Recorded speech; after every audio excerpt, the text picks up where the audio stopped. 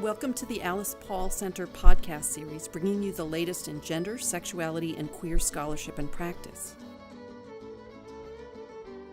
I'm Ann Isakov, the Associate Director of the Alice Paul Center, and I'm speaking today with Kelli Dunham, genderqueer nurse, author, nerd, and comic. Welcome, Kelli. Thanks. I'm super psyched to talk to you. Super excited to have you here and to talk to you. So Kelli was recently here at Penn with Robin Cloud for an Alice Paul event that was called It's Not Funny, The Subversive Politics of Comedy. But today, I really want to talk to Kelli about her use of humor as a pedagogical and a therapeutic tool. And so for people who aren't as familiar with Kelli's work, not only is she a hysterical stand-up comic, but she also does presentations and workshops for corporations and not-for-profits, ranging on topics from LGBT health and diversity to sexual assault and the prevention of compassion fatigue. So, Kelli, I wanted to start out and talk to you a little bit about these presentations and workshops that you do, because they really deal with a number of really difficult topics. So I notice some of the workshops you do are around grief and trauma and mistreatment in the healthcare setting. So I was curious, how do you use humor in these presentations and workshops around these topics as a pedagogical tool? Well, what I always say is when people are like, are you kidding? You use humor when you talk about trauma? And I was like, you better use humor or nobody's going to want to talk to you about trauma, right? Yeah. So some of the stuff that I've been doing, I just think of some things lately. Like, for example, I was asked to speak at one of the big conferences of one of the big nurses unions. And there was a lot of nurses, and I was doing a presentation called What's Trauma Got to Do with It? Engaging your LGBT patients in their own care. And basically, the presentation was about like why, so if your LGBT patients are coming into your healthcare setting, whatever that is, whether it's outpatient or inpatient, and, the way often as healthcare providers, so I'm also a healthcare provider, right? So I can kind of straddle both sides. It seems like coming in with like maybe a chip on their shoulder or like very ready to go off, like very ready to see, right? So that is literally what happens, right? Because that's trauma. Trauma is like you're already, instead of being like, we use the idea of a radio dial, right? Like your emotional, like your setting starts, instead of being like at a 3 or a 4, you already come in at a 7 because you've already been traumatized, right? Right. And so anything happens, you get booted right up to 11 or 12, as opposed to, if anything happens, if you're starting at a 3, you might just get booted up to a 4 or 5. So trying to explain that to folks who are coming in, and now especially because gender affirming surgeries are now paid for by insurance, at least that's becoming more common in New York State. Hospitals want to get in this business, but they're not always, to be frank, training their staff very well. Mm-hmm. And so this experience where staff and patients are set up to fail, right? Staff just have like patients who are coming in for gender affirming surgeries. They've not been trained in trans healthcare, although I make the case always that healthcare, good LGBT healthcare is good care for everyone, right? But they haven't been, versed on like the particulars and some specifics and some like easy things you can do to make people comfortable.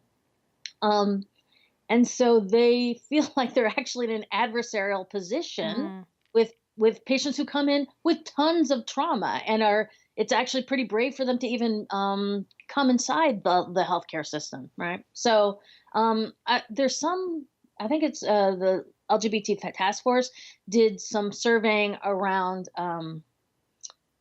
trauma, especially with trans people and healthcare trauma, and it was like 89% had experienced in the healthcare setting what they perceived to be bullying in the healthcare setting by not by other patients, but by healthcare workers, right? So these are people who come in very traumatized. And so to have a really frank conversation about that, to try and it really requires a lot of trust, but then also you have to lighten it sometimes. You just absolutely have to lighten it, or people will it takes some of the adversarial nature out of the conversation, Mm-hmm. And so that was one of the things, like now I do a presentation like that and just realizing that that healthcare providers are even going to be triggered by this, right? Because they've had these bad experiences. And so like even putting cartoons every third slide, um, letting people talk about their experiences and telling about my similar experiences, just infusing in humor into all that is actually what moves the conversation forward. Because we'll often laugh about things we're not ready to talk about yet, right? Oh, yeah. Yeah. And so I'm curious because I know in your comedy you address a number of the same kinds of issues. And so I'm wondering, is their use of humor the same or different in these pedagogical settings versus when you're doing stand-up?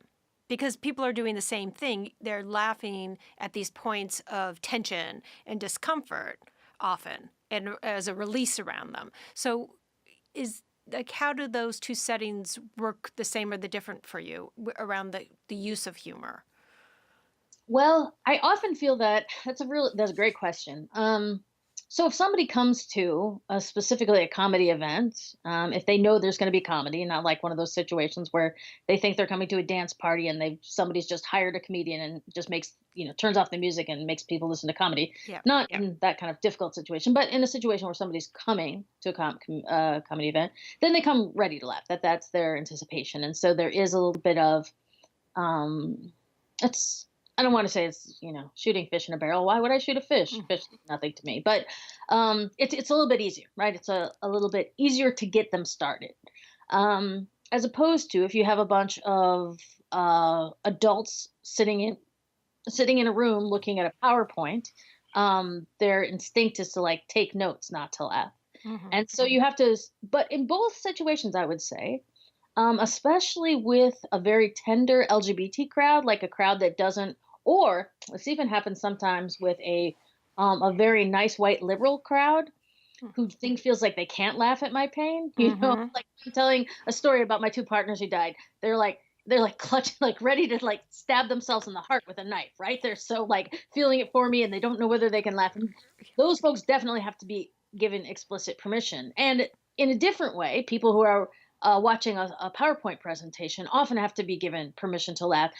But that can be, I don't even have to do it explicit, I can do something like just start with a cartoon or just start with, one of the things I do is use the kind of the metaphor of, that like good care is on one side of, like there's like a mountain in between, you and the person getting good care, right? And our job as providers is like, we can't always move the boulders off the mountain, but we don't have to add any more to it, that we can climb over without adding anything onto it.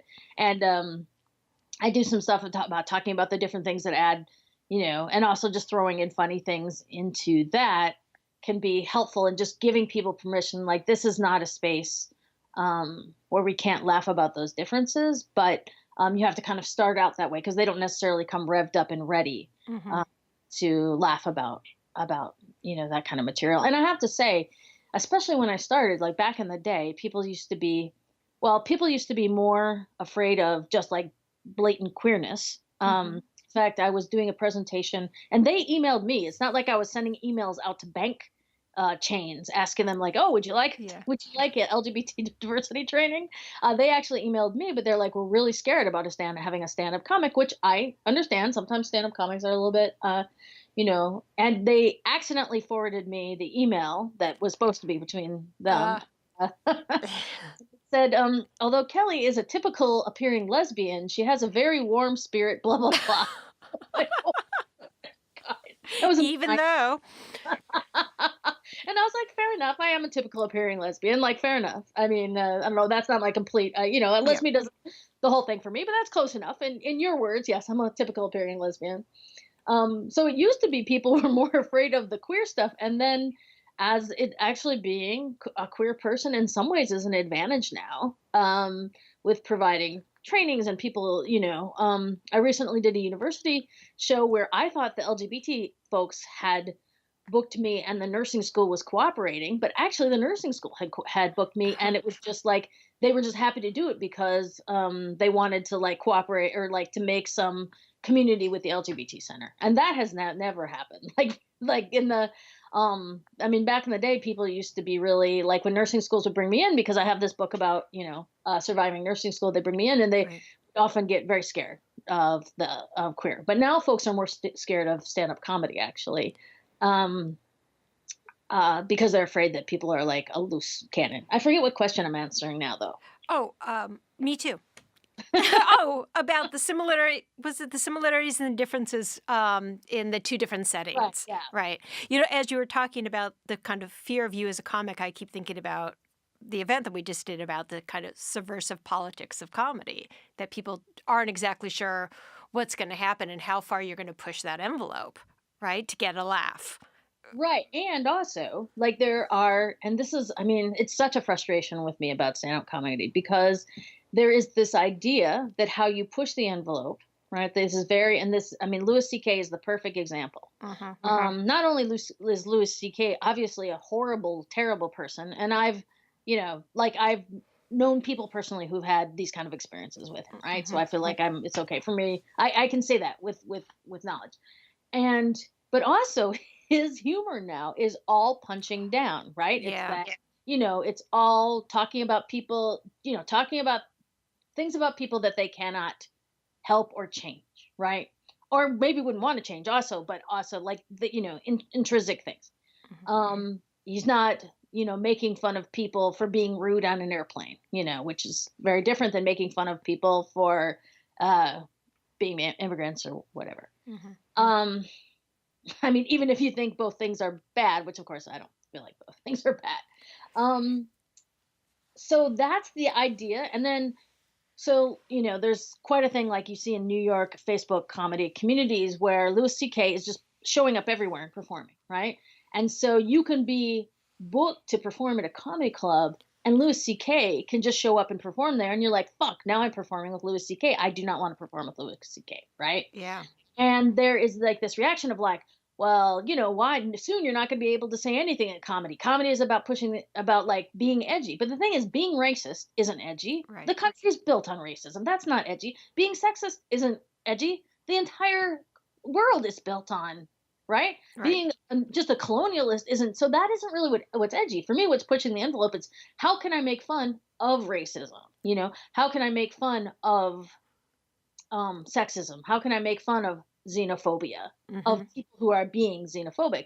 And then it gets trickier because yes, you want to make fun of them, but you don't want to accidentally, like the Archie Bunker syndrome, where you create kind of, I also feel like that was South Park, right? Like South Park, you're like, oh, that's horrible. And I remember watching South Park when it first came out, and then we went to the South Park movie. It had been out for like 2 or 3 months, and then it was me and all my like queer friends, and then a bunch of like 12-year-old boys. And I was like, are they laughing for the same reason we're laughing? Like we all are laughing because this is terrible and we're against this, right? Right. But no. So No. that's always the tricky part too, is you want to be like, by making fun and skewering how silly racism is, can you accidentally make racism more approachable? That's for me, that's the part that's always requires a lot of it requires thought, really. It does. And that sort of, if you stick with me, you'll see how this kind of follows into one of the other questions I wanted to ask you. So I know that in addition to the workshops that you do when you're blending comedy and education, you also use humor to teach people to use humor for healing and learning, which is very meta. And so I was thinking about you have a series of presentations about the uses of humor, right? And so I was wondering if you can give us some examples of what it looks like to productively use humor in the classroom, and if we think of the classroom really broadly, or for self-advocacy work, right? And so this idea of productive, I think part of that dimension is what you were just talking about. I mean, it's one thing to get people to laugh, to laugh and to make something okay to talk about, and another way to make them laugh because they're seeing something new in a different way. And so I was wondering if you could give us some examples of what that productive use of humor might look like. Yeah. So I think the first, like when you start thinking about inserting humor deliberately into your life, or into if you're running meetings, or if you're running a classroom, right? one of the first things is to make some deliberate attempts to do that. I always tell people at the beginning of meetings, like for a long time, actually many years in Philadelphia, I worked as a home visiting nurse, and that is it's lonely. You're most of the time you're away from your peers, and it was actually a fantastic job, but you're just on your own a lot. And so the first thing we would always do when we started a meeting is somebody would tell a funny story about something that happened to them in the community, and that was a way of like lightening and also, because you would be looking for a funny story, right? A funny, empowering story, not making fun of a client or something, but something silly you did or something silly that happened to you. You were actually looking at your world in a slightly different way. So we came into the meeting like, oh, I've got to have a funny story, or I want to have a funny story. I want to be the one with the funny story. And I found for myself, even that was true with when I first started doing stand-up comedy about like a year or two after I'd come out to my family, and my family, like my mom ripped up my birth certificate and sent it to me. She was not having easy time with this, right? And so I started doing stand-up comedy, and just kind of on my own, I started carrying, because I used to write comedy on 3x5 cards. That used to be before I had a comedy notebook. And so anytime that I whipped out a 3x5 card at my family reunion, everyone behaved better. I was say like, if you are going home to a family who does not treat you well, you don't even have to be actually writing a one-person show. Just let them think that you are. But because I was constantly looking for that, right, looking for the funny in and of itself can help you find the funny. So the other thing is to kind of lower your laughter threshold as far as, the experience of using humor. I'll say, like, don't listen to NPR before 8 a.m. There's no reason to listen to NPR while, the basic NPR thing is like, describe in a monotone the worst thing that you can imagine. I'm watching a bear eat a kitten right now, So I love NPR. Send them money. Everyone should send them money, but don't have to listen before 8 a.m. Right? There's plenty of time to ruin your day with how horrible the world is. You don't have to beat the rush. And instead to like put things around your house or around your meeting room that make you laugh. The other thing is that comedy is very good for teaching juxtapositions, and the story that I usually tell to illustrate this is I was actually in a home in North Philadelphia, and it was like during some terrible thing when there was some kind of like on live feed watching a cop do something terrible to a person of color in North Philadelphia while I'm sitting in the home, and I'm a white person, and the family was of color. And, I know this family very well, so we understand each other and we have a relationship. But it got very tense while we were watching that. And I was like, so finally I just pointed to the TV and I said, police officer. And then I pointed to myself and I said, nurse. And then I pointed to myself again. And I said, nurse, police officer.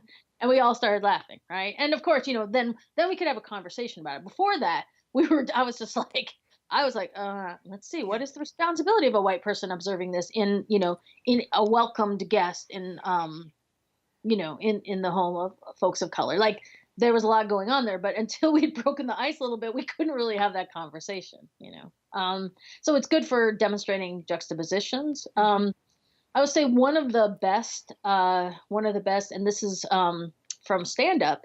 Now you have to be very careful with most street harassment is just really severe heckling, right? So you can use similar things. Of course, everyone has to use their own judgment about whether it will result in increased or decreased safety, and everyone's an expert on their own life. But one of the things I try and do is if somebody says something bananas to me, right, often it's about a comment on my gender, or I remember a teenager said to me, "You're so fat, you could explode the world." And so what I did was I just repeated that very slowly back to him. And then it makes absolutely no sense. If you whatever smart ass somebody says to you, you say it back to them very slowly. It makes it make very little sense, Yep. And I even do that, and also calling the room, which is another stand-up technique, which is basically if you can't think of something funny to say, in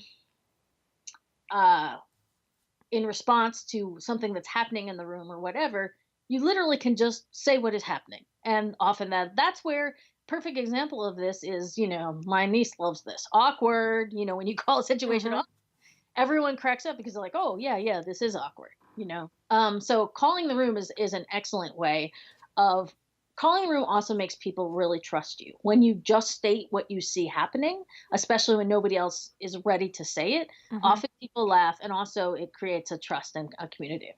Yeah. Those are great examples and ideas for using. And I want to kind of follow up with that of when we're teaching around gender and sexuality, it's not just a broad topic. And they're often, the topics that we cover are really often personal and they're often fraught for people. And so I was wondering if you had any advice specifically around using humor when teaching in gender and sexuality classrooms. And maybe I'll even follow up with this because, and in that, comedy is embodied. All of this is embodied, right? That we're differently gendered and raced, and our sexualities, and our size, and our ability. And so, how might that also play into it? Um, well, I think in that kind of instance, right, it depends on also your identity Hmm. and whether you can be, and also your facility with community understanding, right? Hmm. Which I think sometimes we call cultural competency, but I feel like often cultural competency is understanding community norms, right, and being up on. And you have to be very careful, right? Because I mean, the was it the Boston Globe that did an article, and it was basically like even trans people sometimes have trouble keeping up with um, trans words that trans identified people use, right? Like there was a time when we were saying instead of cisgendered, we were saying biological. Like somebody is a biological male, whether that not a cisgendered man. Hmm. That was a decade ago, so we shouldn't still be using those terms. But terms do change, right? The respectful terms change, and that's often like the problem with our grandparents, right? You're like, Right. so we don't use that word, and we haven't for a long time. But it's not always, even if you're actually have a good intention, you aren't always able to be up on terms, right? Hmm. And I think the biggest thing is that humor has to lend to all that is humility. It's much easier to back off. Um, so it's much easier to invite feedback and in the same way, right, to invite participation if the humor that you're using implies or carries humility. I think of actually a situation where somebody was very angry at me at something that happened at a show that I was producing. I didn't know, and the person had been angry for 10 years, and I only recently found out about it publicly on Facebook. Yeah. Um, but what the person was telling me about was terrible. I would have wanted to stop it right at that moment that it happened. It wasn't something I said on stage, but something that another person said on Hmm. stage. And so and I said, well, okay, like whenever you want to talk to about this privately, also I would love to. So when they Facebook messaged me, the first thing I said is like, I am wrong every day. I can't believe how much I'm wrong.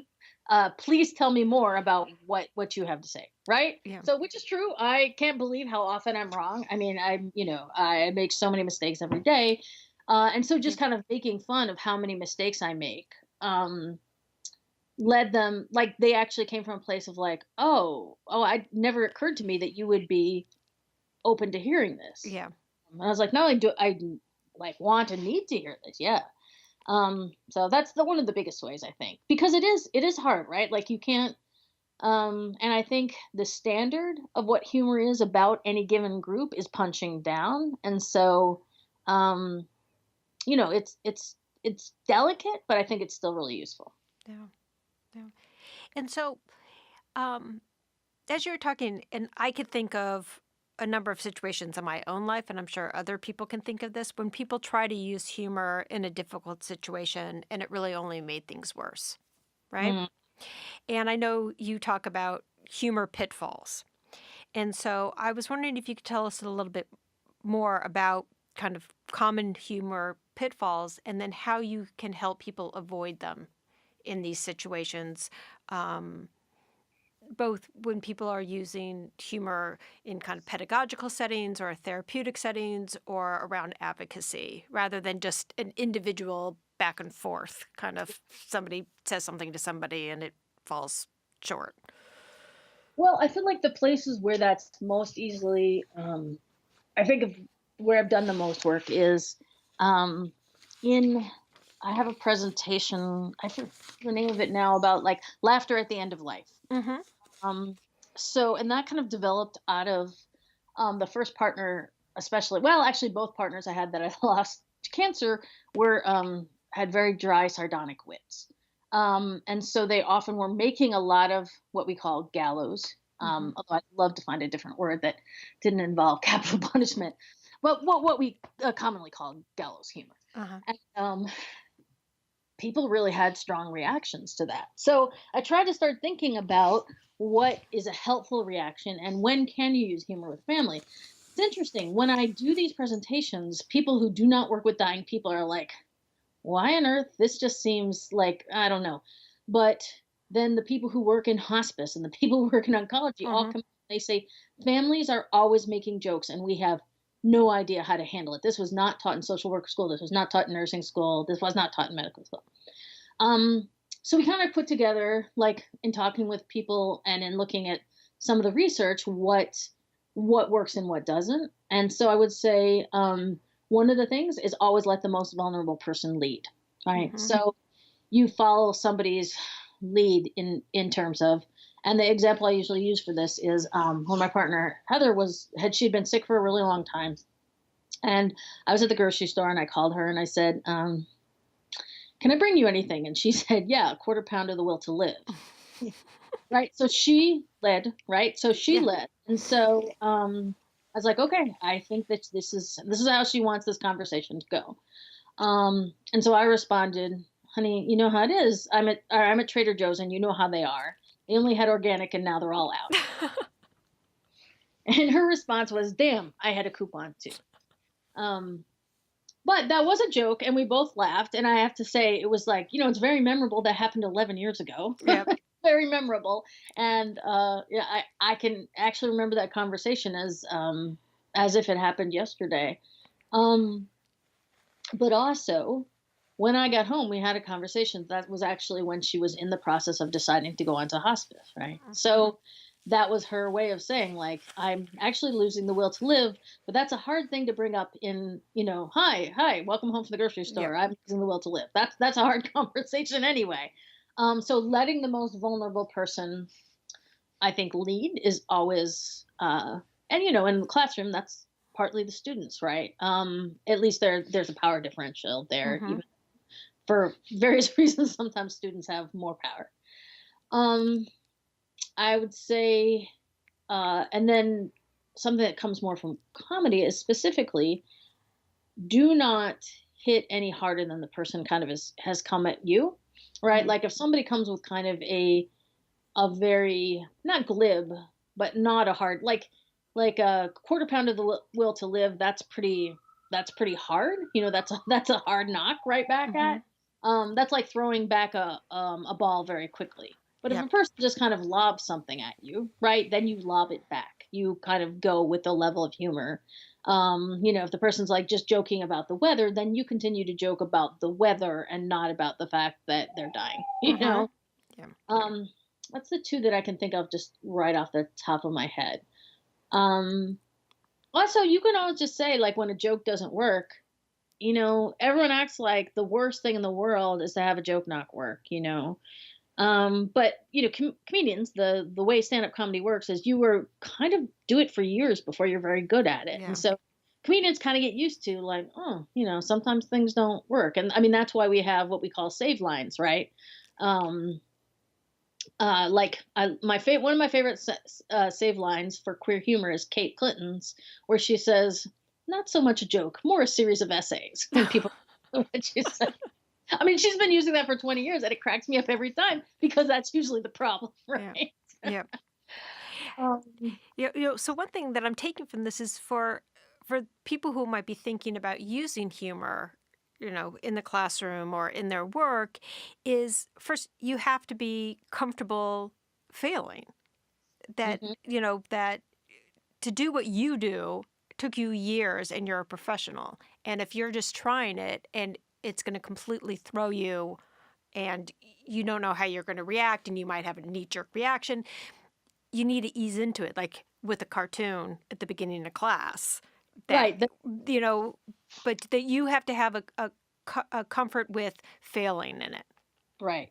And I actually think that's the reason why sometimes, like, I feel like and I feel embarrassed to say this, except for it's true, one of our richest sources of humor right now are online memes, right? Like, haven't you seen a meme even in the last week that's made you like laugh just out loud,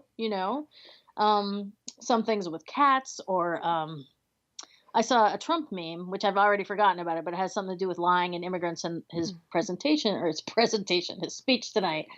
That just made me laugh out loud. And it's, such a horrible thing. My stomach is churning about it, but it's also like, so, and I think one of the reasons memes kind of work is that you can put up a meme that's not funny and everyone just ignores it. Nobody if it's offensive, that's one thing, but if it's just not funny, people just ignore it, Yeah. And I think that that's like, it provides kind of a rich environment for failing at humor. Where people are like, okay, maybe or maybe they don't even know you were trying to be funny, Right. So having like kind of a space where you can feel like, and you really can just call it. You can just say, oh, well, that was an attempt to be funny. I guess that really didn't work. Or I am failing miserable at adding humor to this classroom situation. Or, that's where I feel like that's the whole thing of like dad jokes. Like, it's not that dad jokes aren't funny. They just aren't funny enough. Right. Right. So, so there can be a whole category of instructor jokes, I suppose.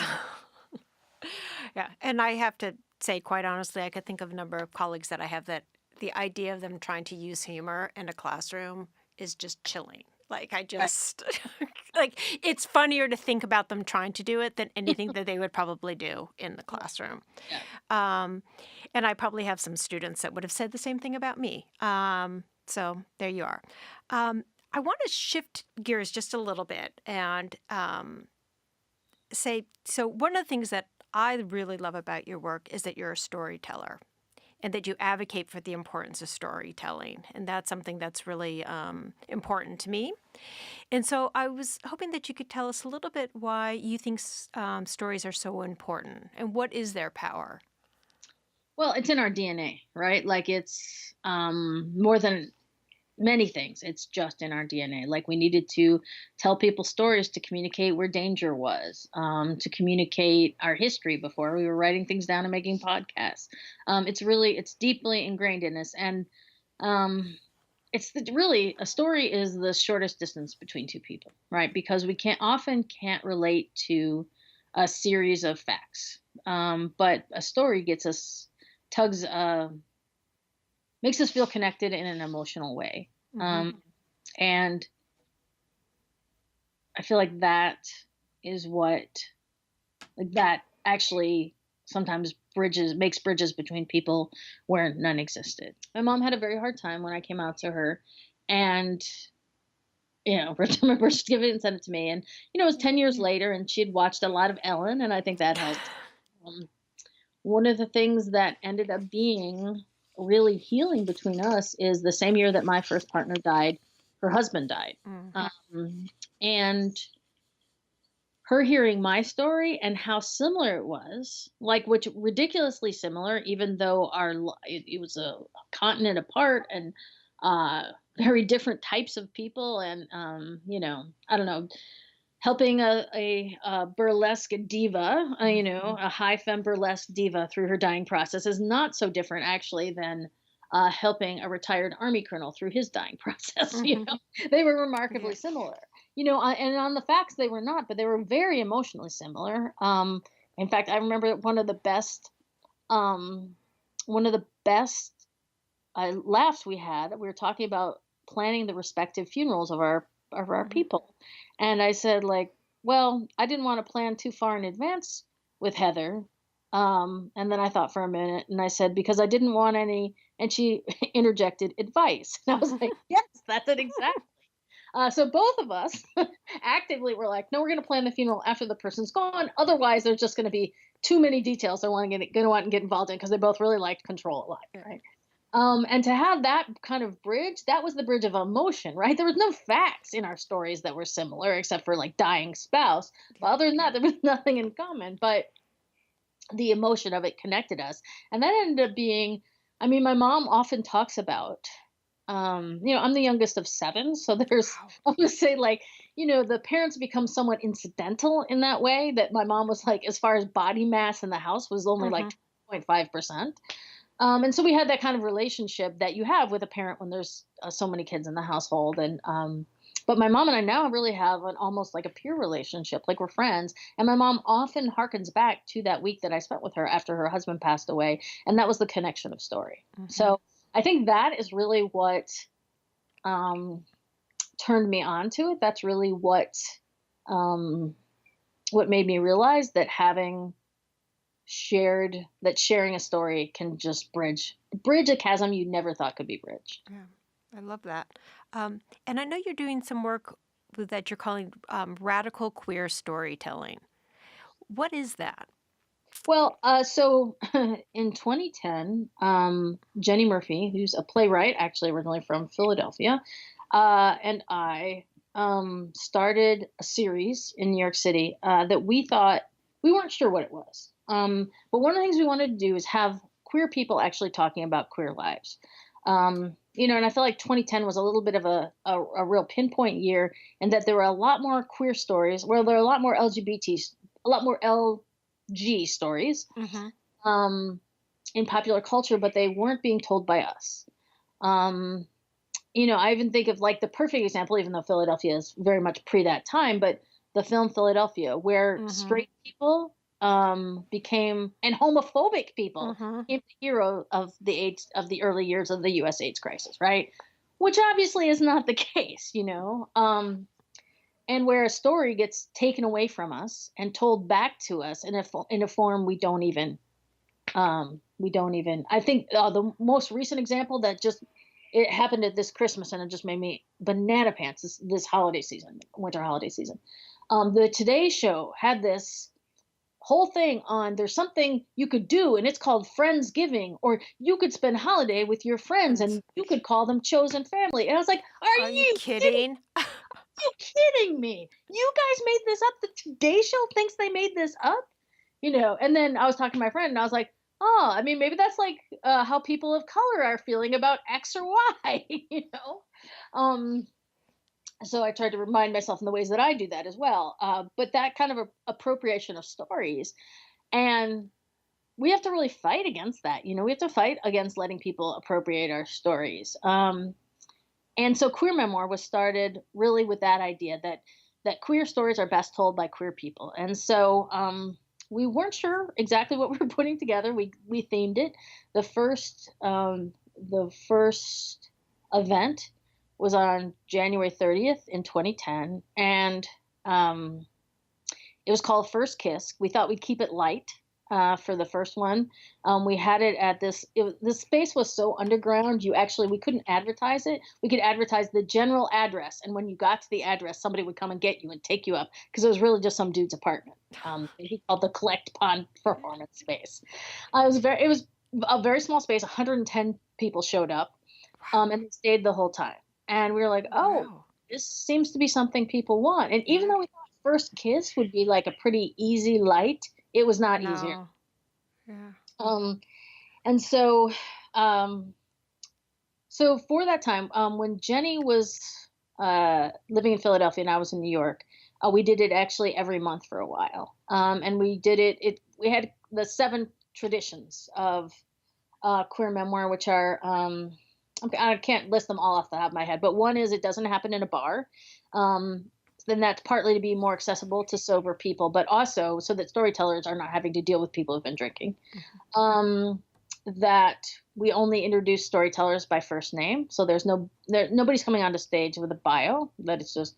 Um, we also use people, as I say, like that in New York City, anywhere, any party you go to, everyone's got their own one-person show, right?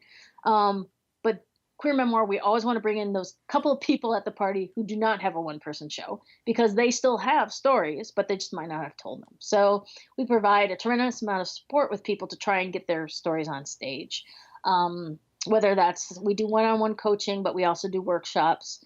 And I do a lot of, hearing people tell a story at an event, not even like an event like they're standing up and telling it, but they're just like, across the table from me. And I have to admit, even I've eavesdropped and asked people to tell stories that they were telling somebody else, not even me. So it's been going on since we're having our 9th year anniversary show in February, and or in March rather. And it's been it started out monthly, and then when Jenny moved, it became quarterly, and now it's stayed around quarterly that we've done it. And we've used many different. We never had a steady venue. We've done it in Philadelphia at the public library. We've also done it at the LGBT Center, and at the Attic. And then we've also done it in San Francisco, and I've done it for colleges as well. It's really, really fun to do with colleges because people can collect stories and either share them then or actually share them at a show later, which is really, really fun. And I think actually really, it can be really heart opening for people, and people can get places emotionally by sharing their stories that they couldn't get on their plane. We've done it on public transportation, like we've done it on the Q train, and we've done it like at the beach. And so we've had, we even one time, a cell phone company asked us to do a queer memoir in their storefront on a Sunday afternoon in Soho. Wow. And that was pretty amazing to do queer stories in that kind of atmosphere. So. Sounds amazing. Well, Kelli, I just can't thank you enough for taking the time to talk to me about your storytelling and about using humor. It's been really interesting, and I could talk to you all day, but I'm going to say thank you so much. Oh, yeah, sure. Absolutely. Anytime. Thanks for having me. Thanks. So I want to encourage everybody to check out Kelli's website at kellydunham.com. And you can also watch a video of It's Not Funny, the Subversive Politics of Comedy, which is featuring stand-up by Kelli and by Robin Cloud, and that's on the Alice Paul website. Thank you all for listening.